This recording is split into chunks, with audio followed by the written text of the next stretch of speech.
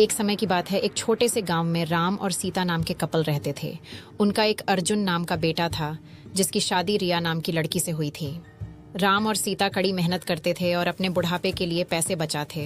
रिया बहुत लालची लड्डी हचकी थी और हमेशा अपने लिए और चीजें चाहती थी। जैसे जैसे साल बीतता गया, रिया का लालच और बढ़ता गया। वह अपने पास रखे चीजों से कभी संतुष्ट नहीं रहती थी। वह हमेशा अपने सास ससुर से महंगे तोहफे मांगा करती थी और उनके बचाए हुए पैसों में से भी कुछ हिस्सा अपने लिए मांगती थी। राम और सीता बहुत ही अच्छे पेरेंट्स थे, इसलिए उसकी सारी जरूरतों को पूरा करते थे ताकि परिवार में शांति बनी रहे। वह अपने पति अर्जुन के ऊपर भी दबाव डालती थी कि वह अपने माँ बाप से पैसे और संपत्ति मांगे। वह बहुत ज्यादा संपत्ति इकट्ठा करना चाहती थी, बिना किसी मेहनत के। एक दिन राम और सीता ने यह फैसला लिया कि वह रिया को सबक सिखाएंगे। वह उसे बुलाते हैं और बोलते हैं कि बेटा, हमें तुमसे कुछ जरूरी बातें करनी है। हमने ये फैसला लिया है कि हम अपनी जायदाद का कुछ हिस्सा अपने बच्चों में बांटेंगे और उसका कुछ हिस्सा तुम्हें भी देना चाहते हैं। रिया खुशी से झूम उठती है, क्योंकि वह हमेशा से यही चाहती थी। लेकिन राम और सीता के मन में कुछ और ही चल रहा था।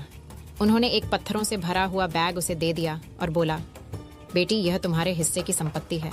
रिया उस बैग को देखकर गुस्सा हो गई।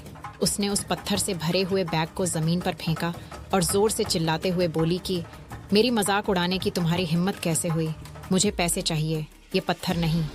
राम और सीता ने शांत तरीके से उसे समझाया और बोले, रिया, सच्ची संपत्ति सिर्फ पैसे और चीजों के बारे में नहीं है।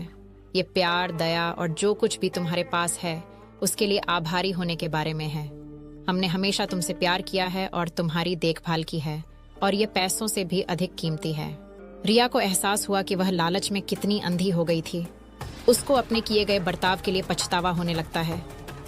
उसने अपने सास और ससुर से माफी मांगी और अपने तरीके बदलने का वादा किया। उस दिन के बाद से उसमें बदलाव आया और वह एक अच्छी बहू बन गई।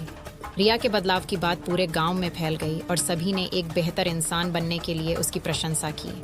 रिया अपने परिवार का ख्याल रखते हुए और उनके बीच मिले प्यार के लिए आभारी होकर हमेशा खुश रहने लगी।